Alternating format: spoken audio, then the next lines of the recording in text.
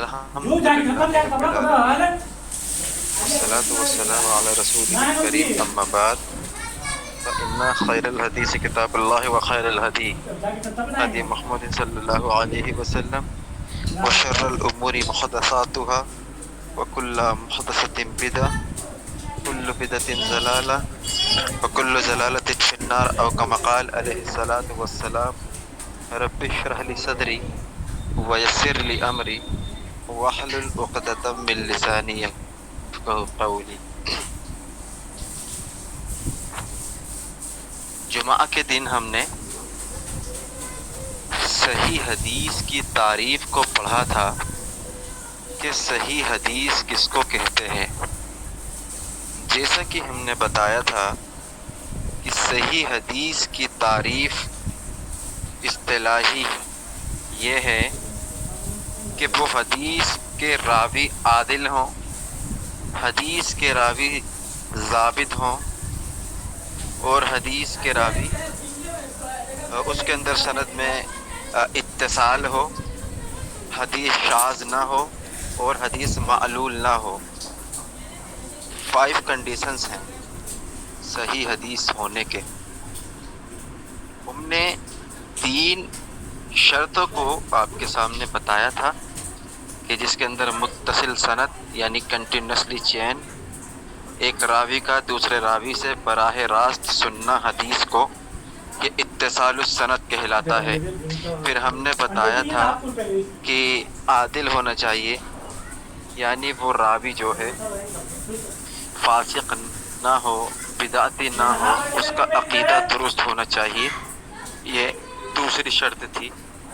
تیسری شرط یہ تھی کہ اس کا ضبط مضبوط ہونا چاہیے، یعنی اس کا حافظہ مضبوط ہونا چاہیے۔ اور ضبط کی 2 قسمیں ہم نے بتائی تھی، ضبط کتابی اور ضبط قلبی۔ کتابی یعنی وہ بات جو وہ یاد کیا تھا اس کو کتابی شکل میں لکھ دیا، قلبی یعنی اس کے دل میں وہ بات محفوظ تھی۔ یہ تیسری شرط تھی۔ اب آج ہم چوتھی شرط کے بارے میں پڑھیں گے کہ شاذ کیا ہوتا ہے، کس چیز کو کہتے ہیں۔ تو شاذ میں نے بتایا تھا کہ 2 معنی شریعت کے اندر ہیں، ایک ہوتا ہے لغوی، ایک ہوتا ہے اصطلاحی۔ لغوی اعتبار سے شاذ کا معنی ہوتا ہے الون، تنہا، اکیلا۔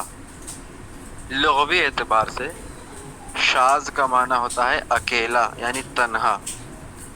اصطلاح کے اندر، اس کی کلیریفیکیشن کے اندر، شاذ حدیث اس کی تعریف یہ ہے راوی کا اپنے سے زیادہ ثقہ اور راجح راوی کی مخالفت کرنا شاذ کہلاتا ہے۔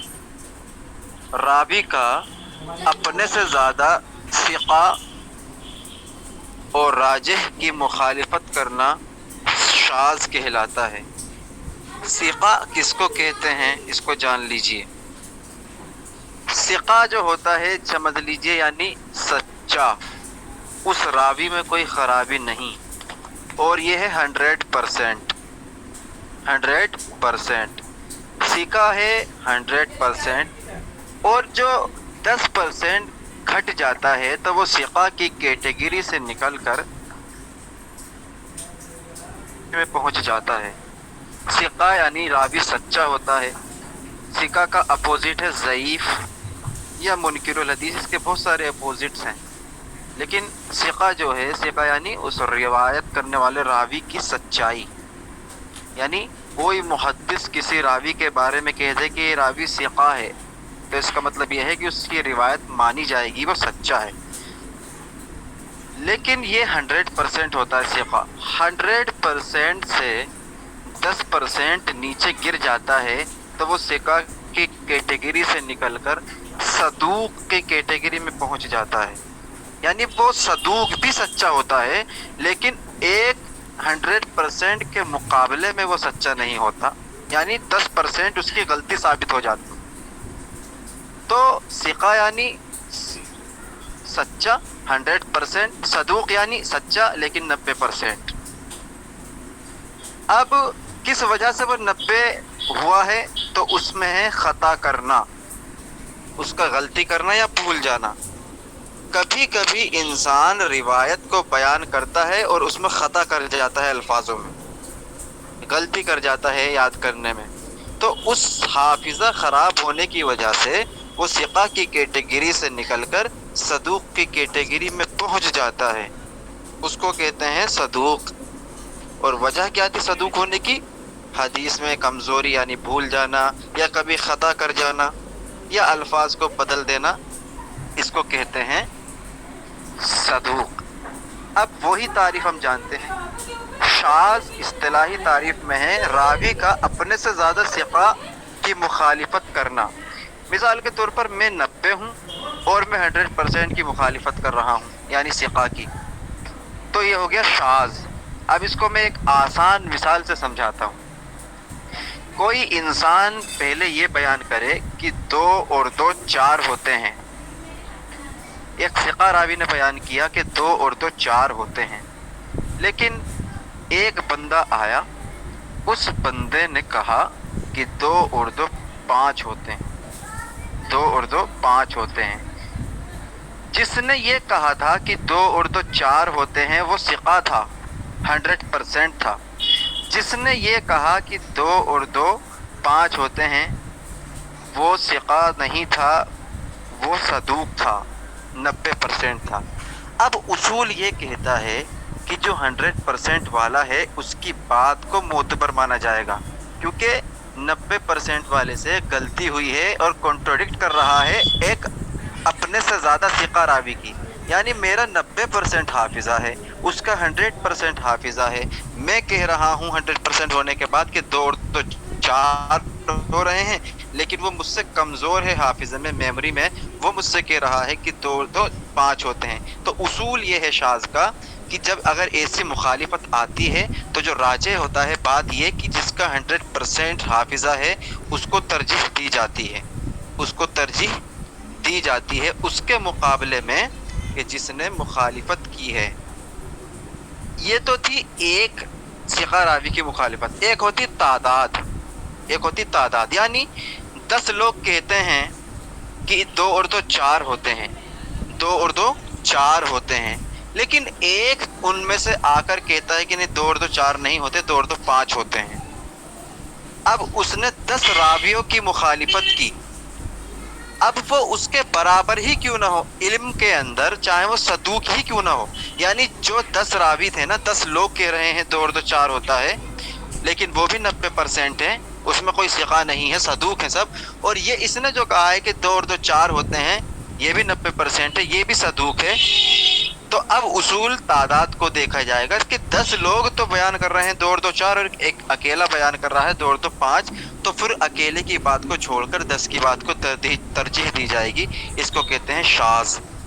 تو شاذ کا مطلب ہے اپنے سے زیادہ ثقہ راوی کی مخالفت کرنے کا نام ہے شاذ۔ آئیے اس کو حدیث سے ہم سمجھتے ہیں۔ حدثنا ابن ابی مریم حدثنا نافع ابن عمر حدثنا ابن ملیکۃ قیل لابن عباس هل لك في امر المؤمنین معاویۃ فانه ما اوتر الى بوحدۃ قال اصحاب انه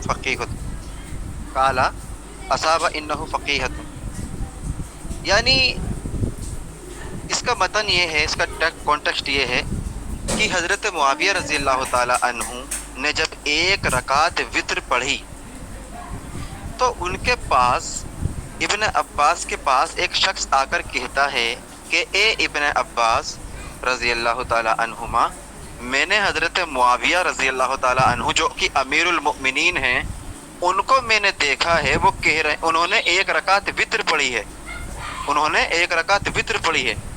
تو حضرت ابن عباس کہتے ہیں کہ قال اصابہ، جانے دیجئے، انہ فقیہۃ، کہ وہ فقیہ ہیں، فقیہ یعنی عالم ہیں، بہت بڑے۔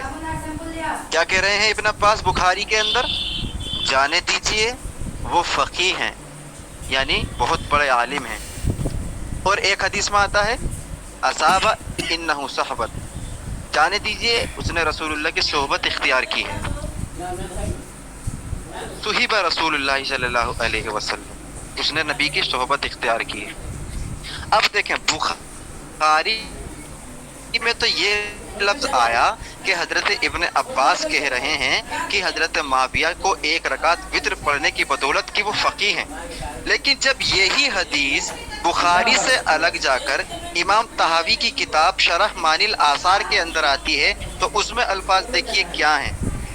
اس میں الفاظ ہیں کہ اکرمہ کہتے ہیں کہ میں نے ابن عباس سے کہا کہ میں حضرت معاویہ رضی اللہ تعالیٰ عنہ کے پاس تھا، ہم باتیں کرتے کرتے رات کا ایک حصہ گزر گیا، حضرت معاویہ کھڑے ہوئے، ایک رکعت وتر پڑھی، تو آپ بتائیے کیا حکم ہے؟ تو ابن عباس کہتے ہیں کہ اخذا، جانے دیجئے اخذہ الحمار، وہ گدھا ہے۔ ابن عباس کیا کہہ رہے ہیں حضرت معاویہ کو؟ وہ گدھا ہے۔ بخاری میں کیا کہہ رہے تھے کہ وہ فقیہ ہے، جب یہ حدیث دوسری جگہ آئی تو کیا کہہ رہے ہیں کہ وہ گدھا ہے۔ اب دونوں میں کنٹرڈکشن ہو گیا، ایک حدیث میں آ رہا ہے کہ حضرت معاویہ فقیہ ہیں، دوسری حدیث میں آ رہا ہے کہ حضرت معاویہ گدھے ہیں۔ دونوں حدیث جو ہے اس کی سند درست ہے، سارے راوی درست ہیں۔ اب بتائیے اس کو تطبیق کیسے دی جائے گی؟ تو جان لیجئے اب بات ہوگی راوی کے حافظہ کے اوپر، تو جو بخاری کی سند تھی اس کے اندر جو راوی تھے سارے کے سارے ثقہ تھے، کسی کا بھی حافظہ کمزور نہیں تھا۔ اگر میری آواز آ رہی تو تائید کر دیجئے کیونکہ یہاں بارش ہو رہی ہے۔ آ رہی۔ جتنے بھی بخاری کے راوی تھے جس نے فقیہ کے لفظ استعمال کیے ہیں کہ حضرت معاویہ فقیہ ہیں، ارے یار کال کرنا، وہ سب ثقہ 100% ہے۔ لیکن آثار کے اندر آتی ہے تو اس کے اندر ایک راوی ہے جس کا نام ہے عبد الوہاب بن عطا۔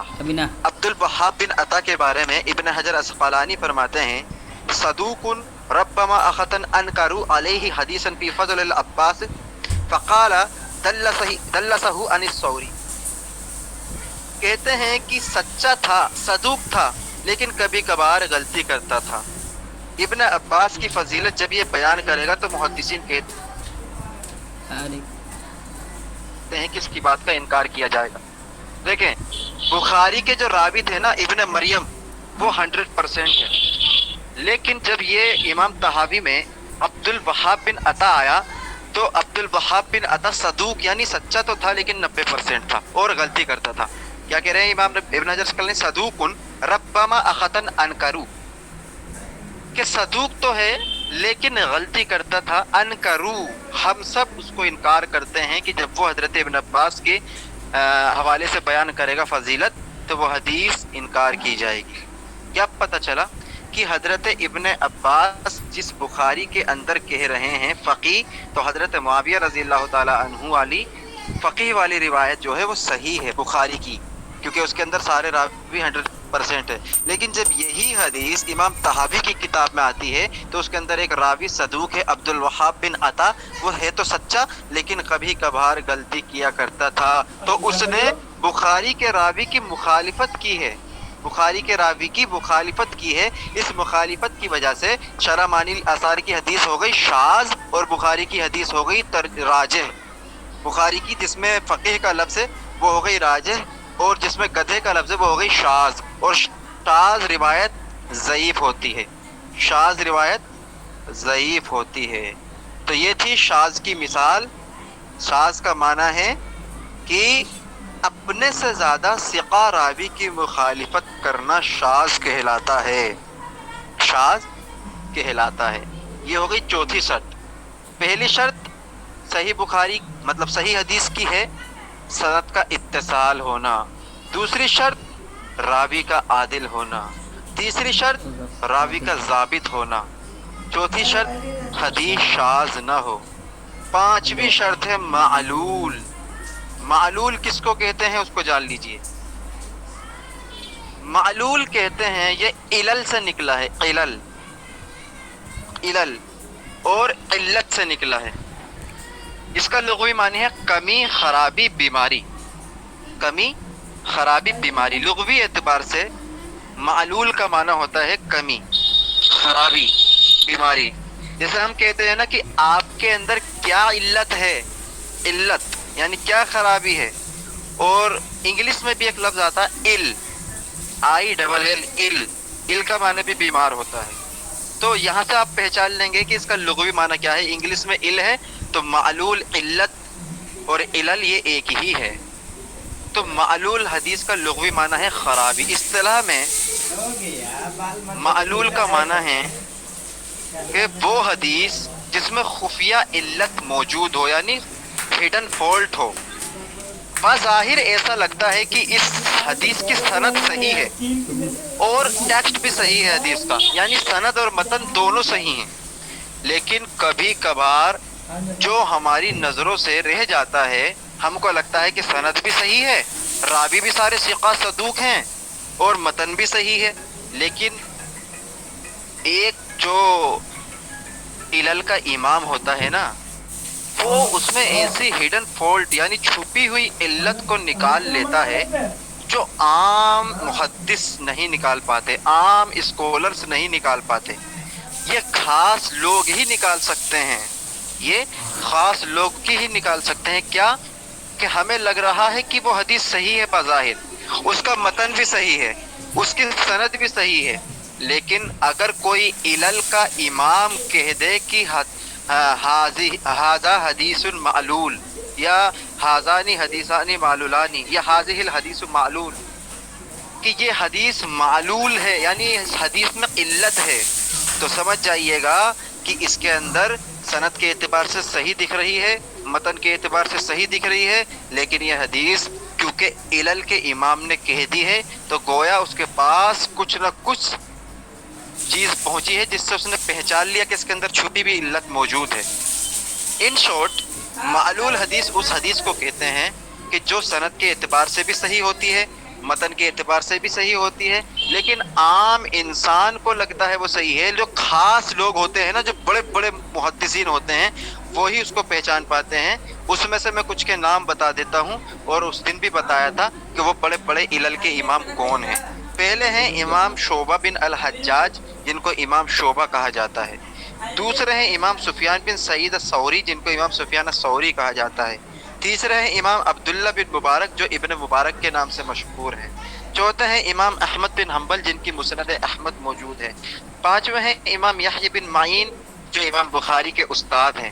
چھٹے ہیں امام علی بن مدینی، یہ بھی امام بخاری کے استاد ہیں. ساتویں ہیں امام بخاری. آٹھویں ہیں امام مسلم. نویں ہیں امام درقطنی. یہ 9 مشہور امام ہیں جو علل کے امام ہیں. اگر یہ کسی حدیث کو کہہ دیں کہ یہ حدیث معلول ہے تو وہ سمجھ لیجئے گا کوئی نہ کوئی اس کے اندر چھپی ہوئی علت موجود ہے جو عام انسان نہیں دیکھ پاتا، لیکن ان لوگوں نے دیکھ لی، ان لوگوں نے دیکھ لی. تو اب آ گئی وضاحتیں کہ صحیح حدیث کی 5 شرائط ہیں. پہلی شرط سند کا اتصال ہونا، دوسری شرط راوی کا عادل ہونا، تیسری شرط راوی کا ضابط ہونا، چوتھی شرط حدیث شاذ نہ ہو، پانچویں شرط حدیث معلول نہ ہو. یہ پانچوں شرط جس میں بھی پائی گئی تو وہ صحیح حدیث ہو جائے گی. اگر اس میں سے ایک شرط بھی غائب ہو گئی تو وہ صحیح کی کیٹیگری سے نکل کر حسن کی کیٹیگری میں فال کرے گی. تو یہ تھی کچھ اصطلاحات. کل ہم نیا موضوع پڑھنے کی کوشش کریں گے. وآخر الدعوانا ان الحمد للہ رب